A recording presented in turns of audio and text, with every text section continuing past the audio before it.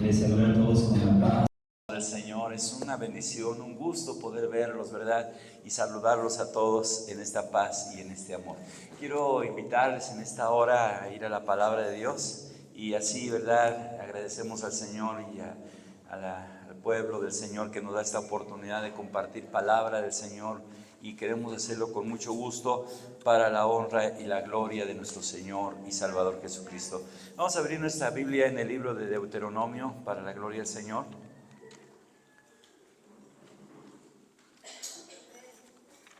Deuteronomio capítulo número 8. Y vamos a leer los primeros 3 versículos para la honra y la gloria de nuestro Dios. Repito la cita, libro de Deuteronomio capítulo número 8. Y vamos a leer los primeros 3 versículos de la palabra de Dios.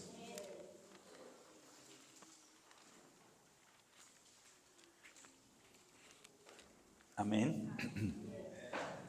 Si usted ya lo tiene, puede decir amén, gloria a Dios. Alabado sea Cristo. Vamos a leer esta porción. Bueno, quiero leerla en voz alta y invitarle a todos ustedes que me sigan con su vista, confirmando la palabra de nuestro Dios, así desde su lugar. Y la palabra de Dios la leemos en el nombre de nuestro Señor y Salvador Jesucristo, y dice así: cuidaréis de poner por obra todos mandamientos que yo os ordeno hoy, para que viváis y seáis multiplicado, y entréis y poseáis la tierra que Jehová prometió con juramento a vuestros padres. Y te acordarás de todo el camino por donde te ha traído Jehová tu Dios estos 40 años en el desierto, para afligirte, para probarte, para saber lo que había en tu corazón, si habías de guardar o no sus mandamientos. Y te afligió, y te hizo tener hambre, y te sustentó con maná, comida que no conocías tú, ni tus padres la habían conocido, para hacerte saber que no solo de pan vivirá el hombre, mas de todo lo que sale de la boca de Jehová vivirá el hombre. Qué hermosa porción, ¿verdad? ¿Cuántos quieren orar al Padre en el nombre de Jesús y decirle: Señor, háblanos a través de esta hermosa porción de las Sagradas Escrituras? Amantísimo Dios y Padre Celestial, Creador de los cielos y de la tierra, te alabamos, Señor, y te bendecimos y te damos muchas gracias, Padre, por tu amor y tu misericordia. Gracias te damos, Padre Celestial, en esta hora por esta porción, por esta palabra. Grande es tu nombre, mi Señor, y digno en gran manera de ser alabado y de ser bendecido, Padre Santo. Mi alma te alaba y te bendice, Padre Celestial. Te damos muchas gracias en el nombre que es sobre todo nombre, en el nombre de Jesucristo, tu Hijo amado, quien vive y quien reina para siempre. Gracias te damos, Padre Celestial, en el nombre de Jesús. Amén, aleluya. Gracias a Dios, hermano, Dios les bendiga. Ocupen un momento su asiento y vamos a meditar en la palabra de Dios en esta hora. El día jueves pasado, el pastor Enrique, ¿verdad?, Sandoval, nos hablaba de un tema muy precioso, ¿verdad? Y de ahí surgió este deseo, ¿verdad?, de hablar el día de hoy. Y nos hablaba de cómo, ¿verdad?, la sierva de Sara, llamada Agar, dice que en su desesperación salió, ¿verdad?, al desierto porque se veía afligida, ¿verdad?, por su señora, por su ama, y dice que ella se fue al desierto, y al estar en el desierto, hermano, dice que retiró a su hijo como la distancia de un disparo, de un arco, ¿verdad?, de flecha, y dice que entonces allá le dijo: para que él muera allá y yo no lo vea morir. Sin embargo, donde ella estaba, dice que ella no se había dado cuenta que cerca de ella estaba una fuente de agua. Y ahí estaba ya esperando la muerte, y entonces desde los cielos oyó una voz que le dijo: ¿por qué haces esto? No es el tiempo, no es el momento. Yo voy a poner a tu hijo como padre de grande nación, y te voy a hacer prosperar a ti, y voy a poner en alto tu nombre. Y dice que en eso Dios abrió sus ojos, o sea, la fuente ya estaba ahí, imagínense cerca y no la podía ver. Y entonces Dios abre sus ojos, y cuando abre sus ojos, la Biblia dice que entonces, ¿verdad? Ella pudo tomar agua y llamar a su hijo, darle de beber también. Y cuando bebieron los dos, dice que regresaron nuevamente para ser instruidos, hermano, por un tiempo más, porque Dios, ¿verdad?, tenía planes y propósitos para sus vidas. Hermano, al hablar del desierto, hoy vemos también que la Biblia nos habla de un desierto, ¿verdad? Bueno, ya que la Escritura nos habla de varios desiertos, de varios lugares, ya todos conocemos cómo es el desierto. Es un lugar árido, seco, donde llueve muy pocas veces, hermano, y a veces no se da esta lluvia, ¿verdad? Y cuando llueve, pues es más la evaporación que surge que el agua que desciende del cielo. Entonces son lugares, que hermanos, secos, lugares desérticos, lugares, ¿verdad?, sin muchas plantas, son lugares sin muchos animales. Y pues de esta forma, ¿verdad?, este lugar es un lugar, hablando literalmente, difícil de vivir, pero hablando en el sentido espiritual, es un lugar también difícil de pasar. Es un lugar, ¿verdad?, donde Dios quiere que nosotros llevamos, ¿para qué, hermano? Para aprender. En otras palabras, entonces, el desierto Dios lo utiliza como una aula ¿de qué, hermano? De formación, donde nosotros, ¿verdad?, nos formamos no con una carrera académica, no nos formamos, ¿verdad?, con una licenciatura, una maestría o un doctorado, sino esta aula Dios la utiliza, ¿verdad?, para que nosotros seamos formados en nuestro carácter, aprendamos a depender más de Dios. Aparte de eso, aprendamos, ¿verdad?, cada día a vivir, a recibir, a utilizar las promesas de parte de Dios. Y por qué no descubrir el propósito tan grande que Dios tiene en nuestras vidas. ¿Cuántos queremos cada día aprender, hermano, de Dios? Aunque nos duela, aunque suframos, aunque digamos, ay, qué difícil es esto. Y cuando decimos esto, ¿verdad?, recordamos a los discípulos que no una, varias ocasiones le dijeron al Señor, ay, Señor, qué duro es esto, qué dura es esta palabra, qué difícil es, qué complicado es entrar al reino de los cielos. ¿Por qué? Porque ellos estaban en esa escuela, en ese aprendizaje. Y por este aprendizaje, hermano, han entrado los grandes profetas de Dios antes de ser nombrados como grandes profetas. Tuvieron que pasar, hermano, los grandes patriarcas, ¿verdad?, como Abraham, los grandes líderes, hermano, como Moisés. ¿Y qué decimos? Ya mencionábamos a Agar, ¿verdad?, que tuvo que pasar por este desierto donde aún sintió la misma muerte.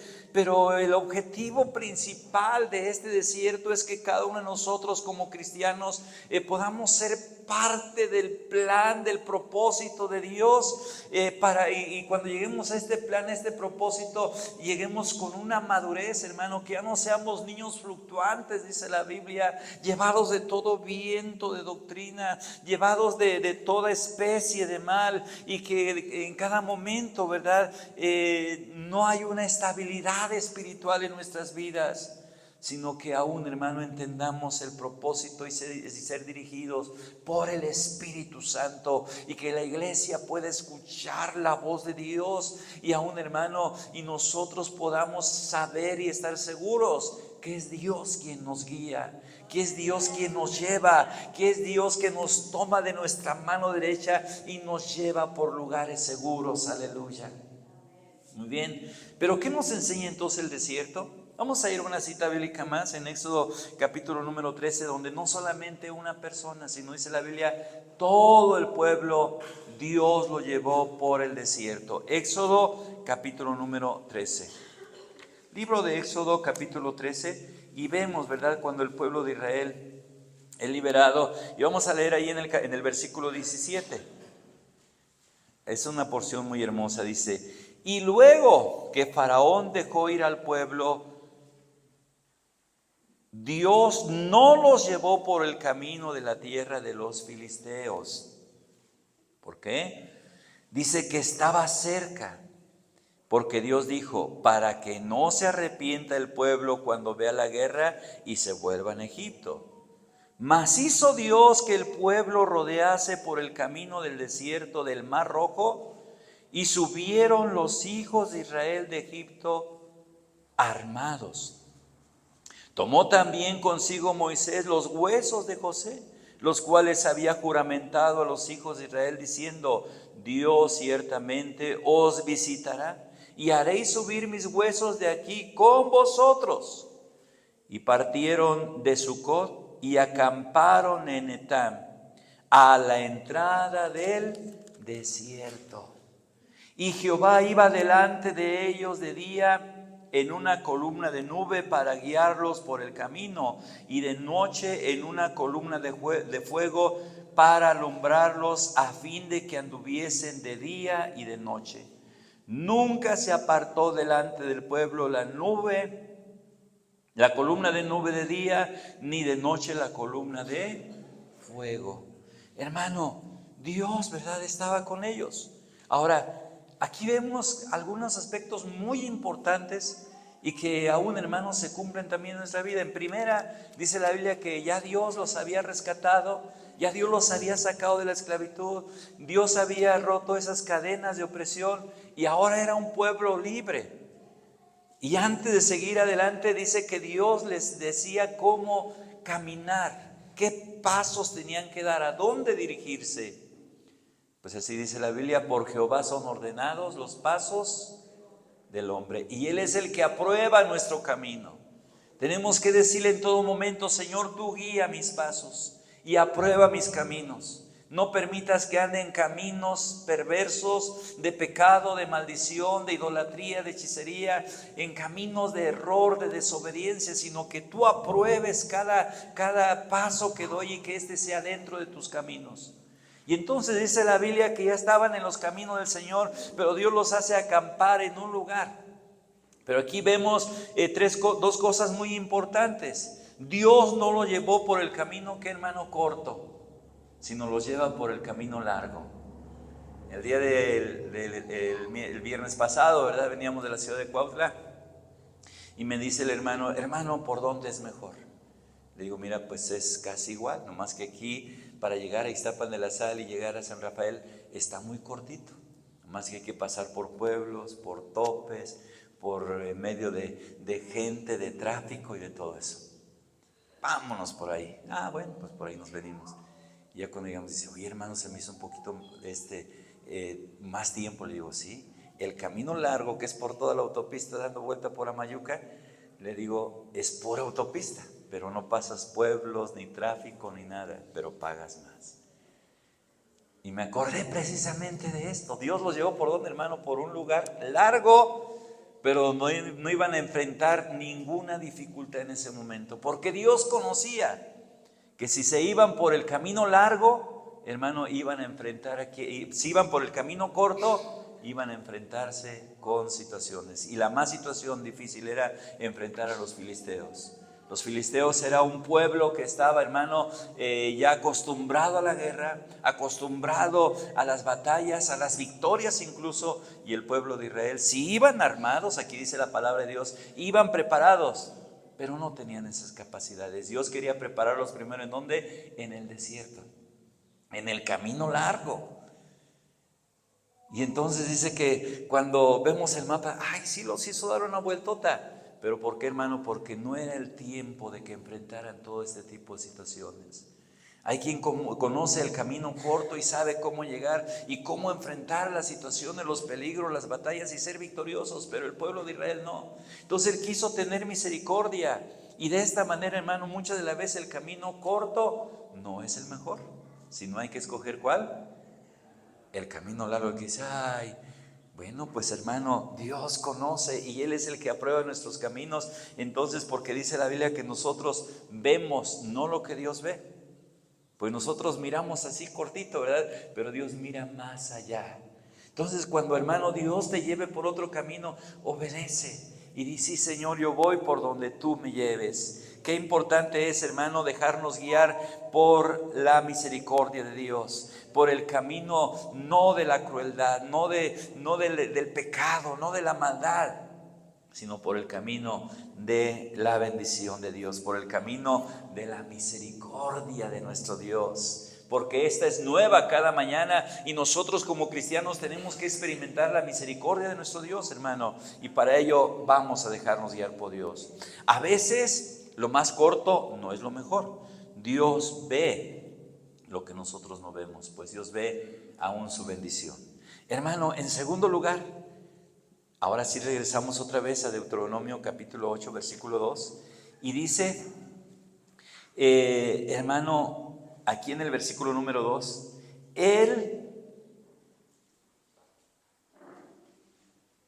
y te acordarás de todo el camino por donde te ha traído Jehová tu Dios.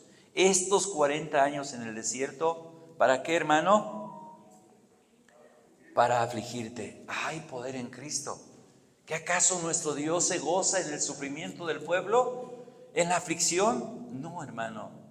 Sino Dios ve esto, ¿por qué, hermano? Porque es la forma en que nosotros, ¿verdad?, somos moldeados. Dice el apóstol Pedro que es necesario que pasemos, ¿por dónde?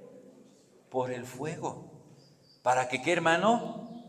Para que se vea, como dice alguien, de qué estamos hechos. Si verdaderamente somos cristianos. Si verdaderamente vamos a soportar o aguantar.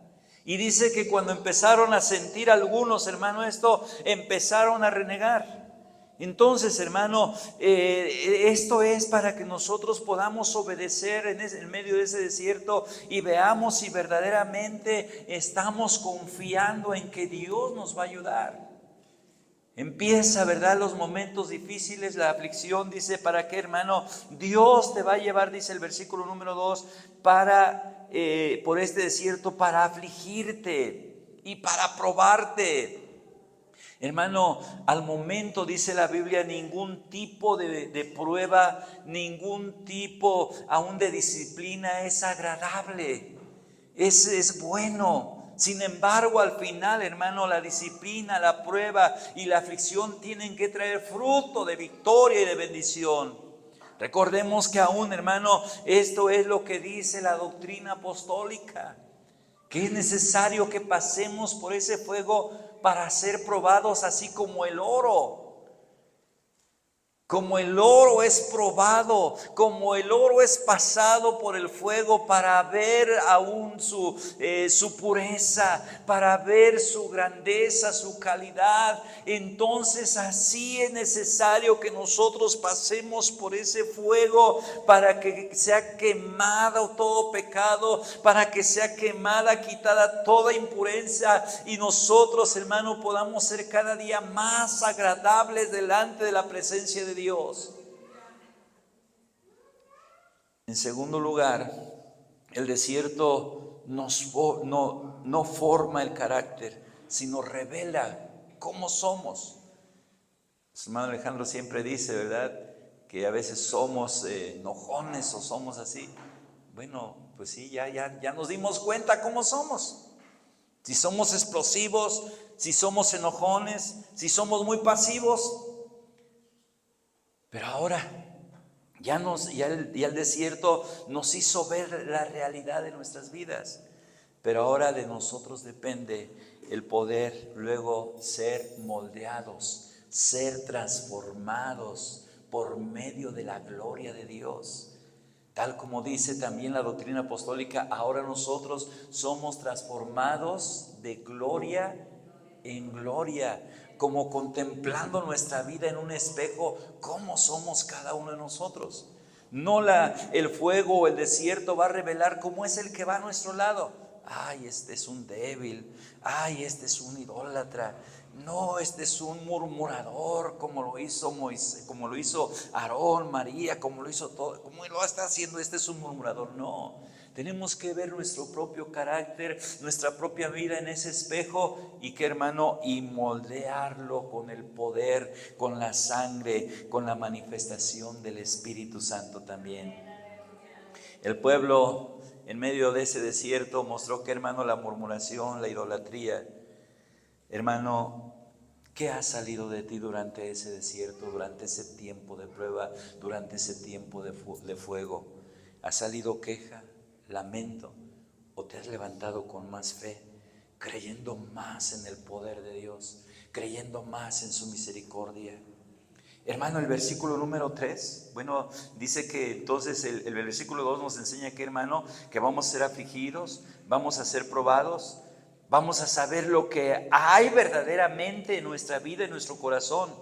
Si habíamos de guardar los mandamientos de Dios, o si no los íbamos a guardar, íbamos a decir, no, esto no es para mí, yo me regreso. Y es lo que vemos, ¿verdad? Que hay muchos que ya empiezan a caminar, salieron de la esclavitud, es más, hasta se bautizaron, hicieron el compromiso con Dios.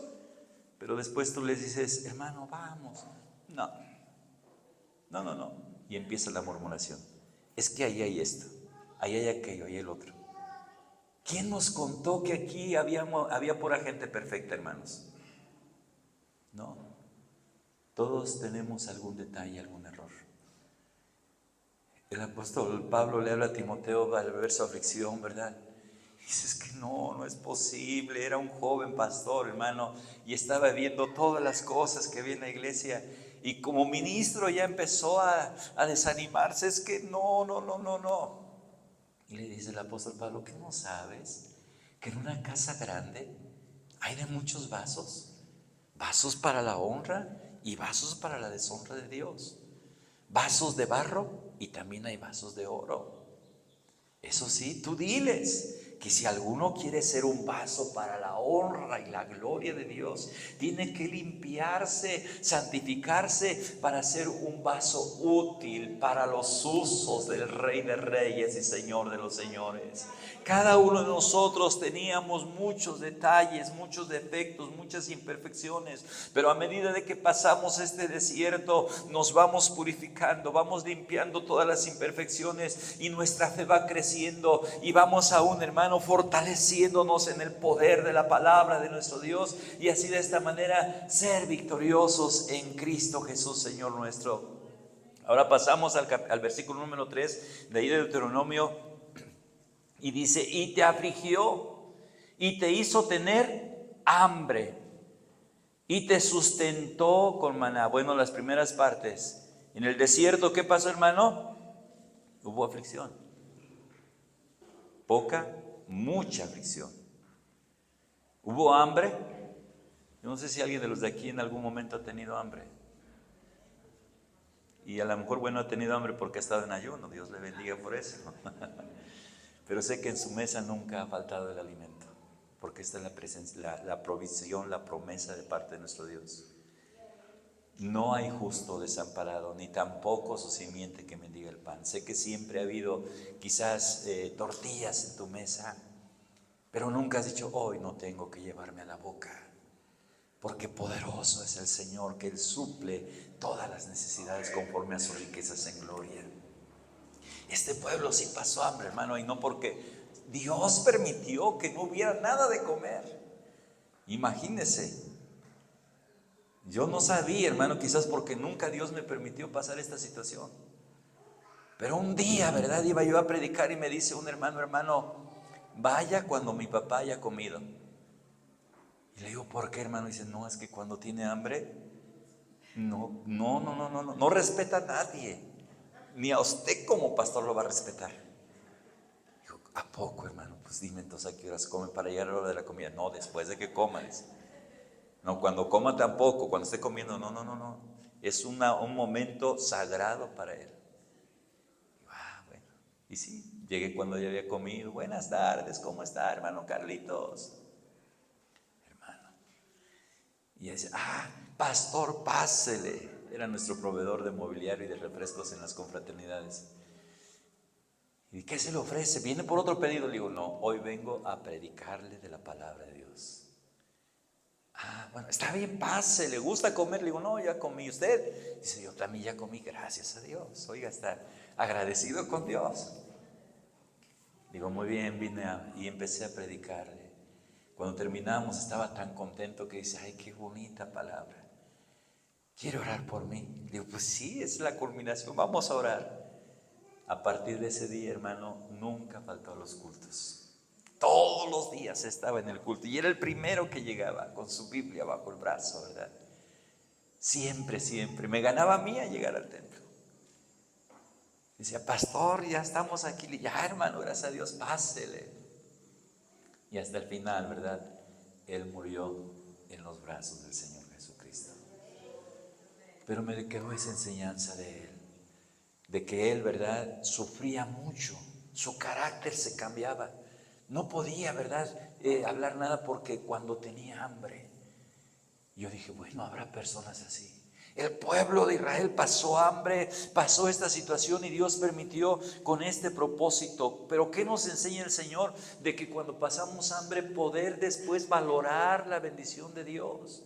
Dice la Biblia que Dios, hermano, les mandó comida desde los cielos, un alimento tan nutritivo, un alimento tan completo que les proporcionaba fuerza, energía, ganas de seguir adelante.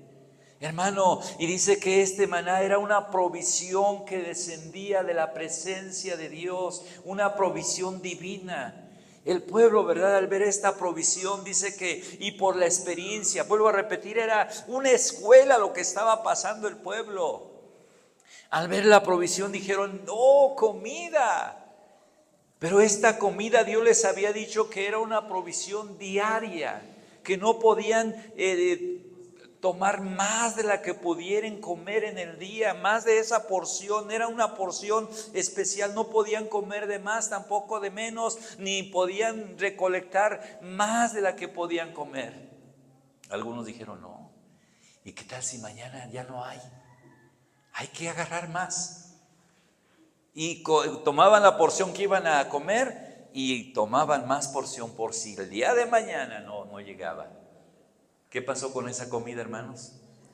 Se agusanó, se echó a perder. Dios enseñó a depender diariamente a un hermano de la provisión de Dios. Sé que muchos de los que estamos aquí a veces nos preocupamos, ¿qué va a ser de mi vida el día de mañana? Cuando ya esté viejo, cuando no pueda trabajar, ¿qué va a pasar conmigo? ¿Qué va a acontecer? Y es una preocupación natural, pero hoy Dios nos dice que no nos preocupemos por el día de mañana. ¿Por qué, hermano? Porque Dios nos va a dar nuestra provisión diaria. Tal como se preocupó el pueblo de Israel diciendo, ¿y qué tal si no tengo? Voy a acumular, voy a amasar, voy a engrandecerme para el día de mañana. Hermano, Dios quiere que nosotros confiemos. ¿Cada cuándo? Cada día. Y que cada día podamos ver su bendición. Jeremías pudo decir, la misericordia de Dios es nueva cada mañana, nunca decayeron, nunca cambiaron, pues es maravillosa la misericordia de nuestro Dios. El desierto, en último lugar, hermano, es el desafío final. No es el desafío final, sino solamente es una transformación a las promesas de nuestro Dios. El desierto es, en otras palabras, temporal. No es siempre, pero algunos lo hicieron permanente a causa de su incredulidad, ¿verdad? Dios no quería que todos se quedaran en el desierto y allí murieran y desaparecieran. En algún momento, ¿verdad?, Dios dijo, voy a raer este pueblo por su rebeldía y su incredulidad. Y Moisés dijo, no, Señor, ¿cómo vamos a quedar entre las demás naciones? Se va a cumplir lo que algunos han dicho. Salieron del desierto para morirse, salieron de Egipto para morir en el desierto. No, Señor, y Dios dijo, bueno, está bien, por amor voy a conservar un pueblo, pero todos los soldados, todos los hombres que fueron incrédulos, rebeldes y aún me provocaron a ira, estos hombres no van a entrar a la tierra prometida que dice en el libro de Éxodo, capítulo número 13, primer versículo. El propósito de Dios era sacarlos y llevarlos a una tierra fértil, a una tierra productiva, a una tierra hermosa, bonita. Sin embargo, por la incredulidad, muchos se quedaron ahí, en el desierto. Hermano, no es el propósito, ni es tampoco el plan de Dios que tú te quedes ahí. Esto es un tiempo de escuela, un tiempo de aprendizaje, un tiempo en que nos metemos a esa aula para poder aprender de las misericordias de nuestro Dios. Hermano, no tenemos por qué aferrarnos y decir, ni modo, esta es la vida que me tocó de siempre sufrir. La Biblia dice que después de la prueba viene la bendición, después de la tormenta viene la calma, después del desierto viene, hermano, la tierra fértil y productiva para la honra y la gloria del Señor Jesucristo. Pero ¿cómo estamos o cómo hemos pasado ese desierto? El desierto no es un castigo, sino es una escuela. El desierto es un lugar donde Dios se revela como proveedor, como que, hermano, como aún de una manera formador, como transformador, como transmitiéndonos su bendición, transmitiéndonos su poder y su voluntad. El mismo Dios que a veces permite que pases por ese tiempo de enfermedad, por ese tiempo de dolor, por ese tiempo de angustia, es el mismo Dios que te rescata y que te lleva a otros lugares. Y el ejemplo máximo lo tenemos en nuestro Señor Jesucristo. Dice en el libro de San Mateo capítulo número 4 que Jesucristo, antes de el ministerio tan glorioso y tan maravilloso, nos dio un ejemplo. ¿A dónde fue el Señor Jesucristo? Al desierto. ¿Con qué propósito? De pasar todo este tipo de situaciones. ¿Cuántos días estuvo en el desierto el Señor Jesús? 40 días y 40 noches. ¿Tuvo hambre el Señor Jesucristo? Tuvo hambre. Tuvo a un hermano dolor, tuvo aflicción, sintió el calor, sintió la sequía. Pero dice que al final vinieron ángeles desde el cielo y le servían y le atendían, bendito sea el Señor Jesucristo. También vino el tentador para ofrecerle pan, para ofrecerle cosas, pero dijo, no tan escrito está ya desde los tiempos antiguos, no solamente de este pan vivirá el hombre, sino de todo lo que sale, de toda palabra que sale de la boca del Dios Todopoderoso. Dios es el que nos sustenta, Dios es el que nos alimenta. Hermano, cuando nosotros pasemos por ese desierto, acuérdate que es un momento solamente de ¿qué? De enseñanza, es un momento de prueba, es un momento de hambre, es un momento de dolor, es un momento de aflicción, pero después de esto viene la grande bendición de parte del Rey de Reyes y Señor de los Señores. Yo quiero invitarles en este momento a que así como aquella mujer llamada Agar, después de ir al desierto y sentirse afligida y ver que su hijo ya iba a morir, ella todo se le cerraba, no podía ver la salida, no podía ver, ¿verdad?, la bendición de Dios. Pero en ese momento Dios abre sus ojos y se da cuenta que estaba al lado de una fuente de agua viva, de una fuente de aguas dulces. Y dice que en ese momento fue y tomó esa agua, y aparte de ver eso, hermano, escuchó la voz audible de Dios Todopoderoso. Quiero invitarte en esta hora que oremos. Yo no sé si tú has pasado por ese desierto, por ese momento de aflicción, de dolor. Y si no has pasado, a lo mejor lo vas a pasar, mi hermano, Y no te estoy declarando momento de hambre o de prueba, de dolor, no. Sino que Dios quiere que vayas a esa escuela, a esa aula, porque Dios te va a usar, Dios te va a bendecir, Dios te va a llevar a unos niveles muy especiales como pueblo del Señor. Pero tienes que decir, tal como decíamos hace un momento cantando, toma mi vida, Señor, aquí está. Toma todo lo que soy, te lo ofrezco. Si hay algo que haya que calcinar, que quemar, quémalo en mi vida. Si hay algún pecado que todavía está ahí, que no ha podido quitarse, quémalo, Señor, purifícame. Llévame, Señor, a esa prueba quizás pero dame la fuerza, dame la autoridad y que sea, Señor, de enseñanza grande para mi vida. Yo quiero en esta hora invitarles a orar, hermanos. Vamos a ponernos en pie, por favor, y vamos todos a orar delante de la presencia del Señor y creer que es Dios quien ha estado proveyendo, quien ha estado manifestándose de una manera muy especial a nuestras vidas. Y que a veces decimos, ¿dónde está, Señor, esa salida del desierto? ¿Dónde está, Señor, esa terminación de esta enfermedad? ¿Dónde está, Señor, este tiempo de prueba que he estado pasando?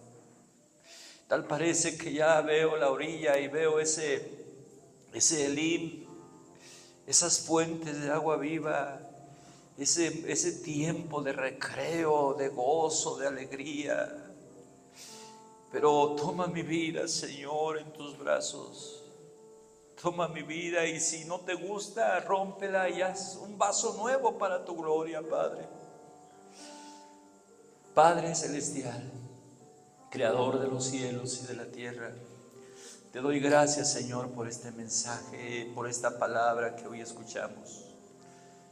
Yo sé que a veces se hace difícil, Señor, pero en vez de renegar o de murmurar o de lamentarnos o de quejarnos o incluso hasta decir ya no voy a seguir adelante, es tiempo de tomar nuevas fuerzas. Es tiempo de refrescar nuestra alma, nuestro espíritu, Señor, en tu palabra, en esa fuente inagotable, en esa fuente que está brotando de esa piedra viva que eres tú, mi Señor Jesucristo, porque tú eres la fuente inagotable de bendición, fuente inagotable de vida, fuente inagotable de alegría, fuente inagotable de gozo, fuente inagotable de paz, fuente inagotable para nuestras vidas de fortaleza. Gracias te damos, Señor, por este mensaje, en el nombre de Jesús. Amén. Aleluya.